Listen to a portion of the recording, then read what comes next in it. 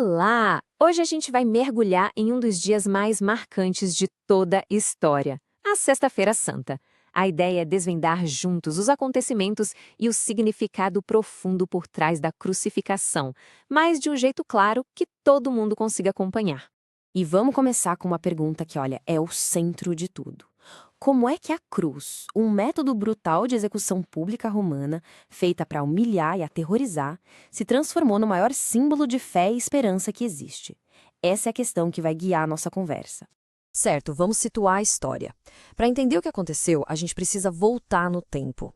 Pensa aí, estamos na Judeia do primeiro século, uma província dominada pelo Império Romano.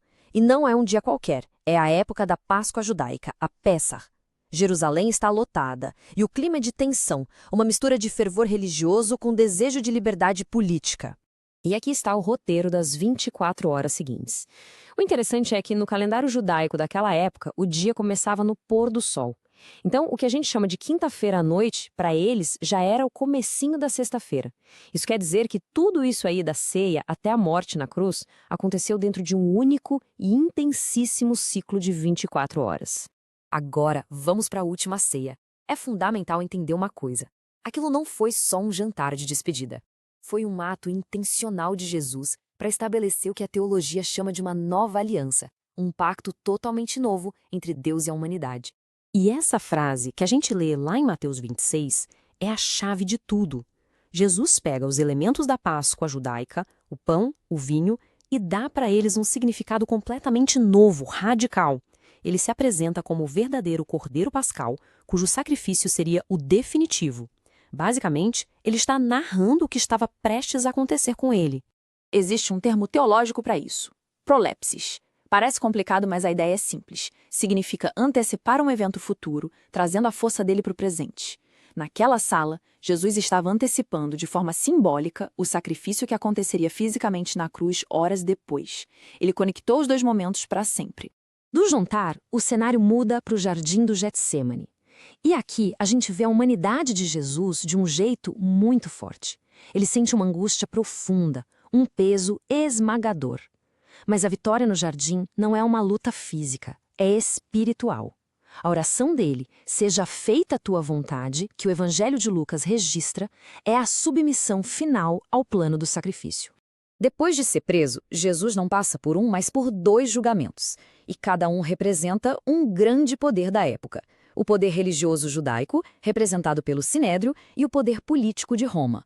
É um verdadeiro choque de mundos. O mais fascinante aqui é a diferença nas acusações. Para o Sinédrio, o crime era blasfêmia, porque Jesus se declarou filho de Deus. Só que eles não tinham autoridade para executar a pena de morte. Então, o que eles fazem? Levam Jesus até Pôncio Pilatos, o governador romano, e mudam a acusação para algo que Roma entenderia: sedição, traição.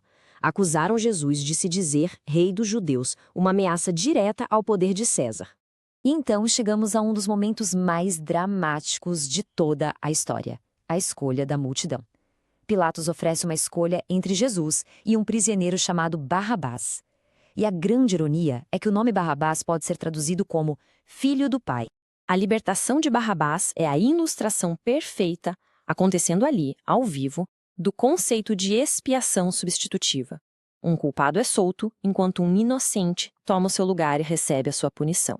Para a teologia cristã, Barrabás somos todos nós, a humanidade, sendo libertada pelo sacrifício de Cristo. Bom, vamos agora para o local da execução. E aqui, o paradoxo fica ainda maior. Para o mundo, a cruz era um símbolo de vergonha, de derrota total. Mas para a fé cristã, ela é vista como o trono de onde Cristo reina, vencendo o mal por meio do seu próprio sacrifício. Gálgota, em aramaico, significa o lugar da caveira. É para lá que Jesus é levado. O palco está montado para o clímax de toda a história da redenção. Os evangelhos relatam que, do meio-dia às 3 da tarde, uma escuridão cobriu toda a terra. Isso não é visto só como um evento da natureza, mas como um símbolo teológico muito poderoso. Era o juízo de Deus caindo, não sobre o mundo, mas sobre Jesus, que naquele momento carregava o peso do pecado de toda a humanidade. E no meio dessa escuridão, a gente ouve o grito que está em Mateus 27, Mas atenção, este não é um grito de perda de fé. É a expressão da dor mais profunda que existe. É Jesus, em sua humanidade, sentindo a separação de Deus que o pecado causa, justamente para que a humanidade, uma vez reconciliada, nunca mais precisasse passar por isso. Agora a gente chega aos momentos finais e a palavra que resume todo o significado do que aconteceu. O ponto crucial que conecta tudo está exatamente aqui. A última palavra de Jesus na cruz, segundo o Evangelho de João, foi tetelestai. E isso é simplesmente genial. No grego comercial da época, essa era a palavra que se usava para carimbar faturas e documentos. Significava: a dívida foi paga integralmente. A mensagem não podia ser mais clara. O preço da redenção foi pago, por completo. Exatamente no momento da morte de Jesus, os relatos dizem que o véu do Templo de Jerusalém, uma cortina enorme e pesada, se rasgou de cima a baixo. Aquele véu separava o lugar mais sagrado do resto do templo. O véu se rasgando simboliza que o sacrifício de Cristo quebrou a barreira entre Deus e a humanidade, começando uma nova era de acesso direto a Ele. E assim a gente termina onde começou, com uma pergunta.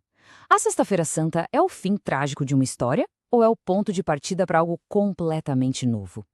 Para a fé cristã, a resposta é clara. Sem a escuridão da sexta-feira, a luz do domingo de Páscoa não teria todo o seu poder de transformar. É o sacrifício que abre o caminho para a ressurreição.